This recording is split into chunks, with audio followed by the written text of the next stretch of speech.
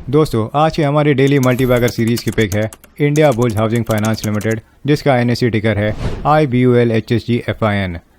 दोस्तों ये जो कंपनी है उसके stocks big bull billionaire investor Rakesh Jhunjhunwala ji के पोर्टफोलियो में भी है।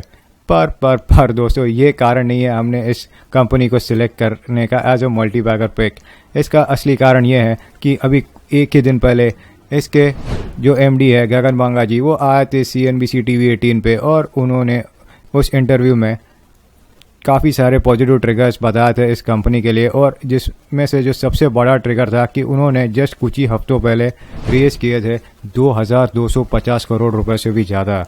या दोस्तों 2250 करोड़ रुपए से भी ज़्यादा रेज किए इस India bulls housing finance limited ने। और ये जो पॉजिटिव एक्शन है उनके मैनेजमेंट का, यही दर्शाता है कि इंडिया बुल्स को कितना कॉन्फिडेंस है इंडियन इकोनॉमी के ठीक होने के ऊपर और उनका बिजनेस आगे जाके बहुत अच्छा करने के ऊपर।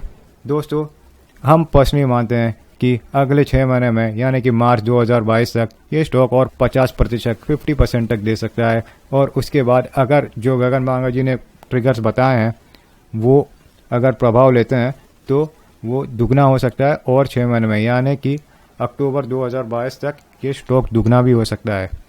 पर दोस्तों ये स्टॉक क्या दुगना होगा ये समझने से पहले हमें जानना पड़ेगा कि क्या है वो ट्रिगर्स जिसके वजह से ये स्टॉक होगा डबल।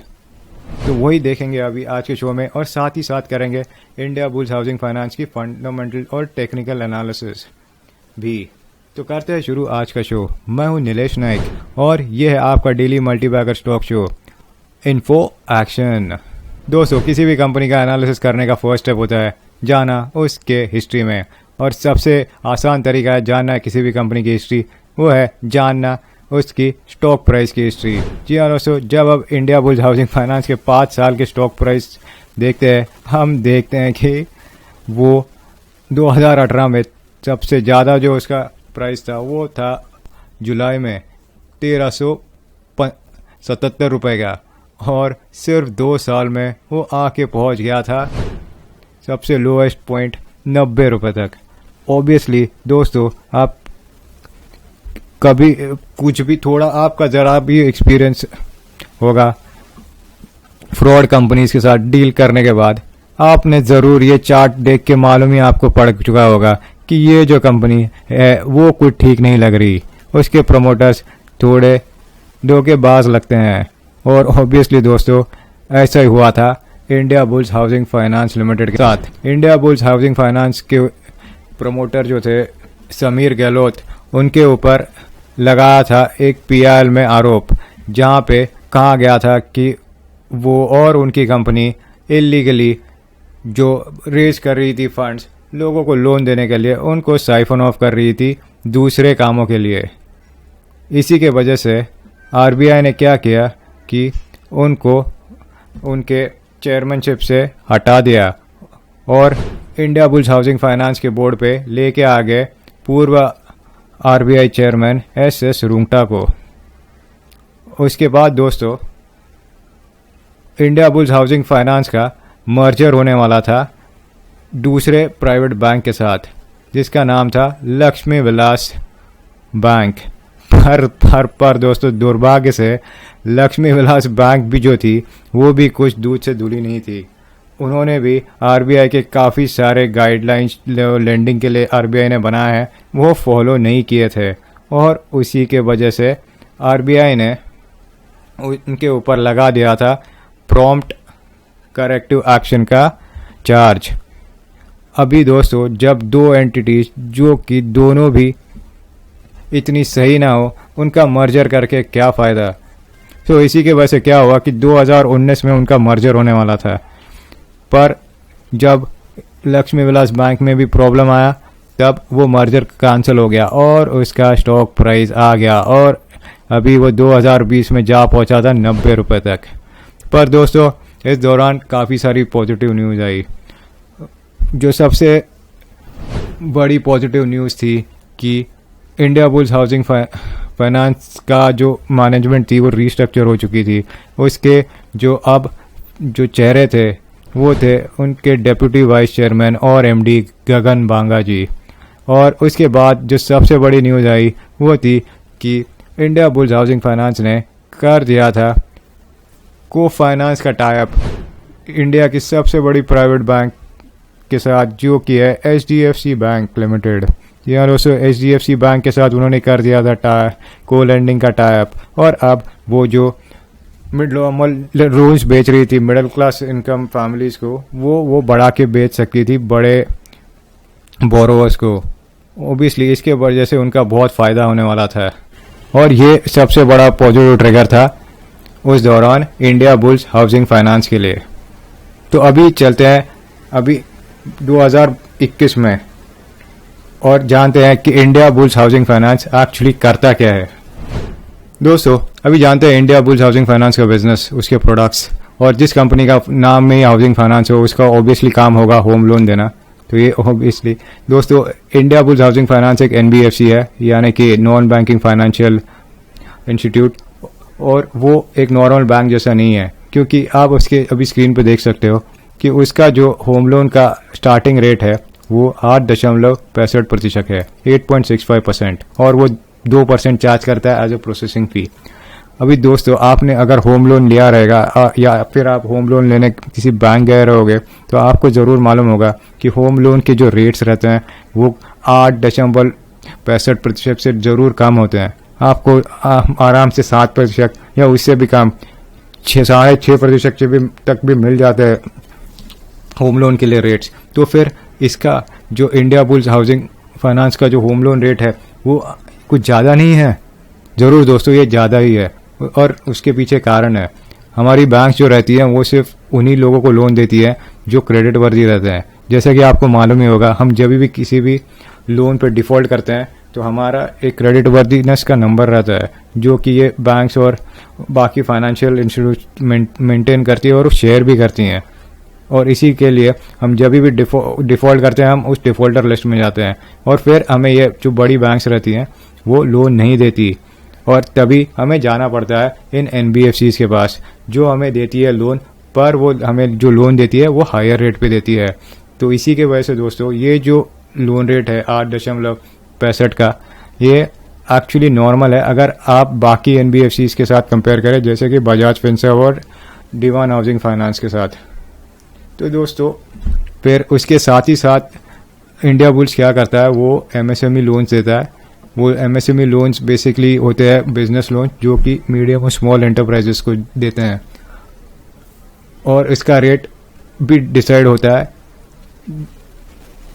और इसका जो रेट रहता है वो भी 8% से ज़्यादा ही रहता है, और ये जनरली डिसाइड करते हैं इंडिया बुल्स हाउसिंग फाइनेंस के ऑफिसर्स। पर दोस्तों ये जो इंडिया बुल्स हाउसिंग फाइनेंस का एक बहुत बड़ा प्लस पॉइंट है कि इसने टाई अप किया है को लेंडिंग के लिए HDFC के साथ, और इसके वजह से ही क्या हो रहा है कि ये अभी लोन दे पा रहा है हायर इनकम फैमिलीज को, यानी कि रिच फैमिलीज को, जो कि बहुत बड़ा लमसम में लोन लेती है as compare to middle class और लोअर इनकम फैमिलीज। और इसके वजह से इनका जो बुक साइज है वो बढ़ते जा रहा है, और इनके जो डिफॉल्टर्स है वो भी कम होते जा रहे हैं। दोस्तों अभी आप सोच रहे रहोगे कि ये जो पैसा वो लोन कर रहा है वो आता किधर है इंडिया बुल्स हाउसिंग फाइनेंस के पास। दोस्तों इसके लिए इंडिया बुल्स हाउसिंग क्या करता है, वो इशू करता है बॉन्ड्स, और ये जो बॉन्ड्स जब वो बेचता है उसके ऊपर रहता है एक रेट। फिर दोस्तों ये जो इंडिया बुल्स हाउसिंग फाइनेंस क्योंकि एक NBFC है, उसका रेट जो है जो उसे एज इंटरेस्ट पे करना पड़ता है वो है लगभग 8%। दोस्तों अभी आपने ज़रा भी स्टडी की होगी फाइनेंस की तो आपको मालूम होगा कि ये 8% का रेट कुछ ज़्यादा है, और उसका वही कारण है दोस्तों, क्योंकि ये एक NBFC है। NBFCs के रेट नॉर्मल बैंक के रेट से हमेशा ज़्यादा ही रहते हैं। इसी के वजह से अगर आपको लगता होगा कि NBFC ज़्यादा चार्ज करता है, उसका कारण यही है कि उनको जो पैसा मिलता है वो भी ज़्यादा रेट पे ही मिलता है। और कितनी बार ये जो NBFCs रहते हैं, ये जो बाकी नॉर्मल बैंक्स रहते हैं जैसे कि SBI हुआ, HDFC हुआ, ICICI हुआ, ये इनसे लोन लेके दूसरे लोगों को हायर रेट पे लोन देती हैं। और दोस्तों इनके जो अभी इसके साथ ही साथ होती है इनकी लोन की प्रोविजनिंग। दोस्तों इनका जो टोटल एसेट साइज है उसका 5.5% उन्होंने साइड में रखा है as a bad loan provision. जी हाँ दोस्तों, ये भी एक पॉइंट है जो हमें नोट करना पड़ेगा। अगर इनके बोरोवर्स ने अगर डिफ़ॉल्ट किया, हर बैंक को और हर फाइनेंशियल इंस्टीट्यूशन को रखना पड़ता है एक बैड लोन प्रोविजन, और इनका जो रेट है 5.5% का, वो काफ़ी अच्छा है। और इसी के वजह से जो क्रेडिट फाइनेंस रेटिंग एजेंसीज है जैसे कि क्रिसिल, मूडीज और ब्रिकवर्क ने इन्हें AA+ रेटिंग दी है। जी हाँ दोस्तों, जस्ट मार्च में ही उनको न्यूट्रल से स्टेबल रेटिंग मिली है, और इसका मतलब है कि उन्होंने जो क्रेडिट दिया है वो लो रिस्क है और उनके डिफ़ॉल्ट करने का चांस कम है और इस कंपनी के डूबने का चांस भी कम है। दोस्तों, अभी हम जानेंगे इंडिया बुल हाउसिंग फाइनेंस का असली डबल होने का ट्रिगर। अभी कुछ ही हफ्तों पहले इंडिया बुल्स के मैनेजमेंट ने जाके रेज किए थे ओवरसीज़ मार्केट में 1200 करोड़ रुपए कन्वर्टेबल डिबेंचर्स के सेल के थ्रू। उसके बाद अभी कुछ एक ही हफ्ते पहले उन्होंने रेज किए वापस 800 करोड़ रुपए इंडिया में ही नॉन कन्वर्टेबल डिबेंचर्स के सेल के थ्रू। उसके साथ ही साथ उनकी जो स्टेक थी ओक ट्री कैपिटल में 251 करोड़ रुपए की, वो भी उन्होंने बेच दी। अब इसके वजह से इंडिया बुल्स हाउसिंग फाइनेंस के पास जो टोटल लमसम एसेट्स आ गए हैं वो है 2250 करोड़ रुपए से भी ज़्यादा, जो कि अब वो लोन कर सकते हैं इंडियन मार्केट में। दोस्तों, ये कंपनी की ये पॉजिटिव बॉन्ड सेलिंग स्ट्रैटेजी और यही दर्शाती है कि इंडिया बुल्स हाउसिंग फाइनेंस के मैनेजमेंट को काफ़ी कॉन्फिडेंस है इंडियन इकोनॉमी के ठीक होने के ऊपर, इंडियन लोगों के घर परचेज करने के ऊपर, और उसमें इंडिया बुल्स हाउसिंग फाइनेंस के बिजनेस को कुछ ही महीनों में बहुत ज़्यादा बढ़ने के ऊपर। इसी के लिए उन्होंने इतना सारा पैसा रेज किया है और इसका ही फ़ायदा उठाना चाहिए हम जैसे इन्वेस्टर्स और ट्रेडर्स को उनका शेयर बाय करके। दोस्तों, ये जो इंटरव्यू हुआ था CNBC TV 18 के साथ, उन्होंने उसमें MD गगन बांगा जी ने ये पुष्टि की थी कि अगले सिर्फ 6 महीने में ही, मार्च 2022 में ही, वो मानते हैं कि वो हर महीना लेंड करने वाले हैं 2000 करोड़ रुपए। जी हाँ दोस्तों, 2000 करोड़ रुपए कोई छोटी बात नहीं रहती। और उसके बाद उन्होंने ये भी पुष्टि की थी कि सितंबर 2022 तक वो एक्चुअली जो मार्जिन रेट है उनका लोन रेंट करने का वो भी बढ़ा देंगे। इसका मतलब है जो प्रॉफिट जो उन्हें मिल रहा है लोन ट्रेंडिंग के ऊपर वो भी बढ़ जाएगा, और इसी के वजह से हम मानते हैं कि ये अगले 6 से 12 महीनों में ये डबल भी हो सकता है स्टॉक। पर दोस्तों, इससे पहले कि हम जाके बाय करें स्टॉक को, हमें पहले करनी पड़ेगी इस कंपनी की फंडामेंटल और उनके स्टॉक की टेक्निकल एनालिसिस। दोस्तों, इंडिया बुल्स हाउसिंग फाइनेंस के फंडामेंटल एनालिसिस करने से पहले जस्ट एक देख लेते हैं कि उसने क्या किया है लास्ट के 1 साल में। 1 साल में उसके स्टॉक ने दिया है हमें 56%, 56%, जो कि अच्छा है एज़ कम्पेयर टू दूसरे NBFC और बैंक्स के कंपैरिजन में। काफ़ी अच्छा रिटर्न दिया है इंडिया बुल्स हाउसिंग फाइनेंस ने। फिर 6 महीने में वो कम हो गया, 23% दिया, और लास्ट के 1 महीने में 6% ही दिया है, और 4% 5 दिन में, और आज का भाव नीचे गिर गया है। ऑब्वियसली दोस्तों, आज जब ये न्यूज़ आई ट्रेडर्स ने ले लिया ये स्टॉक इंट्राडे में और अभी वो बेच रहे हैं। जैसे कि आप देख सकते हो आज ट्रेडिंग सेशन ऑलमोस्ट ख़त्म हो चुका है और बेसिकली इंट्राडे ट्रेड में उसको बेचा गया है। दोस्तों, अभी हम करेंगे इंडिया बुल्स हाउसिंग फाइनेंस की फाइनेंशियल परफॉर्मेंस की फंडामेंटल एनालिसिस। जैसे कि आप देख सकते हो उसका रेवेन्यू था जून के 2020 क्वार्टर में 482 करोड़ रुपए, और उसका नेट इनकम था 273 करोड़ रुपए, और उनका नेट मार्जिन था 56%, 56%। अब हम आते हैं सितंबर 2020 क्वार्टर में, और आप देखोगे कि भले वो वही रेंज में है, 527 करोड़ रुपए, 527 करोड़ रुपीज़ उसका रेवेन्यू है, पर वो रेवेन्यू ईयर ऑन ईयर अगर आप चेंज देखते हो, मतलब जो सितंबर 2019 के क्वार्टर के साथ कंपेयर करते हो, वो 48% घट गया है।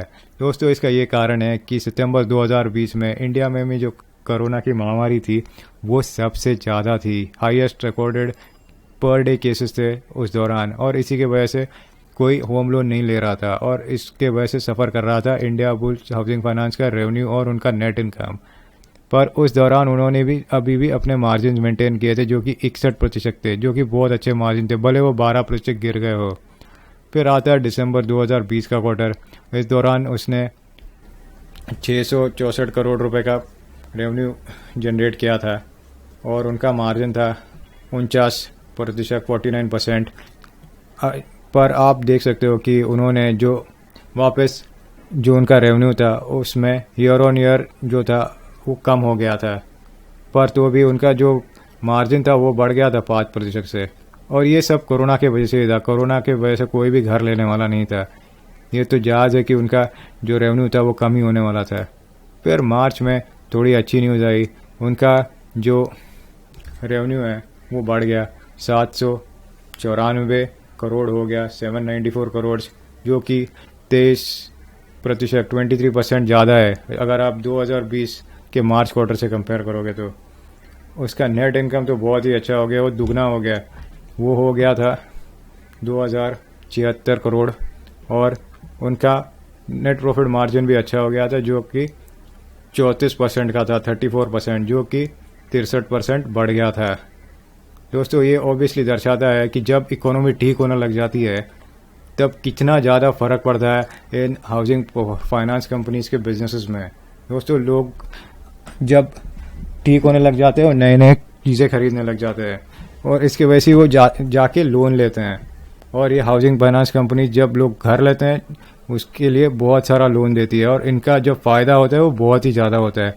जैसे आप देख सकते हो इंडिया बुल्स हाउसिंग फाइनेंस के मार्च क्वार्टर के फाइनेंशियल परफॉर्मेंस में।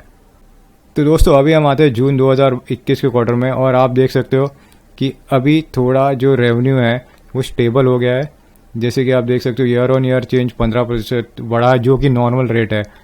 दोस्तों 50% बढ़ना कोई नॉर्मल रेट नहीं होता। ये बेसिकली कोरोना जैसे महामारी की वजह से इतना ज़्यादा दिखा रहा है, पर नॉर्मली कोई भी कंपनी इतनी फास्ट नहीं बढ़ती। अगर कोई बढ़ती है वो एकदम ही स्पेशल होती है। पर इंडिया बुल्स हाउसिंग फाइनेंस एक नॉर्मल होम लोन देने वाली कंपनी है, वो कभी भी इतनी हाई नहीं बढ़ेगी एक साल में। तो 15% नॉर्मल है। उसका नेट इनकम भी 3% बढ़ा है, पर उसका जो नेट मार्जिन है भले वो 50% हो वो तो भी 10% घटा है। पर ये परफॉर्मेंस ओके है और यही नॉर्मल परफॉर्मेंस रहेगा इंडिया बुल्स हाउसिंग फाइनेंस का।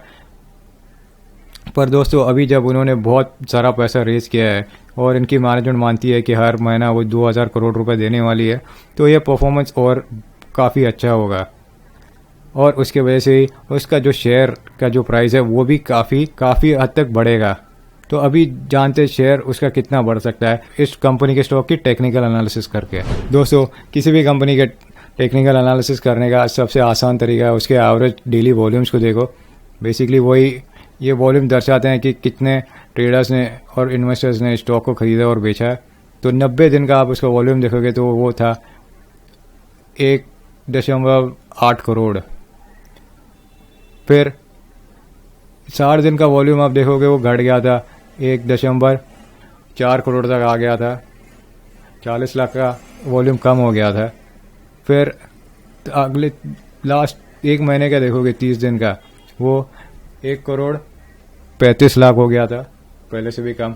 जब भी उन्होंने बॉन्ड्स बेचे 2250 करोड़ के, आप देख सकते हो उनकी जो वॉल्यूम है वो बढ़ गई, वो 30 लाख से भी ज़्यादा बढ़ गई थी और वो हो गई थी 1 करोड़ 63 लाख, जो कि है 16.37 मिलियन। दोस्तों ये वॉल्यूम बहुत ही अच्छी है और जब आपकी इतनी हाई वॉल्यूम हो 1 करोड़ से भी ज़्यादा, इंडिकेशन है कि ये स्टॉक को बहुत लोगों को इंटरेस्ट है स्टॉक में, इसके फाइनेंशियल परफॉर्मेंस में और उससे भी ज़्यादा इसके रिटर्न्स में। तो दोस्तों जब ऐसा होता है कि किसी भी कंपनी का जब मिलियंस में लाखों में जब ट्रेड होता है स्टॉक का, इसका एक ही नतीजा होता है कि ये लॉन्ग रन में हमेशा ऊपर जाता है। भले वो शॉर्ट रन में थोड़ा करेक्ट हो जाए, पर लॉन्ग रन में लोग उसको खरीदते रहते हैं और वो जब 6 महीने या 8 महीने 1 साल तक आप लेके रखोगे आराम से रिटर्न दे देता है 50% से लेके 100% तक। तो दोस्तों फिर आज के लिए बस इतना ही। आशा करते हैं कि आप आज के इस शो का इंडिया बुल्स हाउसिंग फाइनेंस का एनालिसिस अच्छा लगा और आपको इसका फ़ायदा हुआ तो प्लीज़ कर दीजिए शो को लाइक, और अब तक सब्सक्राइब नहीं किया हो तो दोस्तों हम ऐसे जानकारी से भरे शोज हर दिन ही लेके आते हैं। जी हाँ दोस्तों, हर दिन ही हम लेके आते हैं रोज नया मल्टीबैगर आइडिया और उसकी एनालिसिस। तो फिर कीजिए सब्सक्राइब, नहीं तो आप मिस कर दोगे पैसा अपना दुगना करने का मौका। तो फिर मैं आपका होस्ट नीलेश नाइक आता हूँ कल लेके एक नया मल्टीबैगर स्टॉक। तब तक के लिए गुड बाय।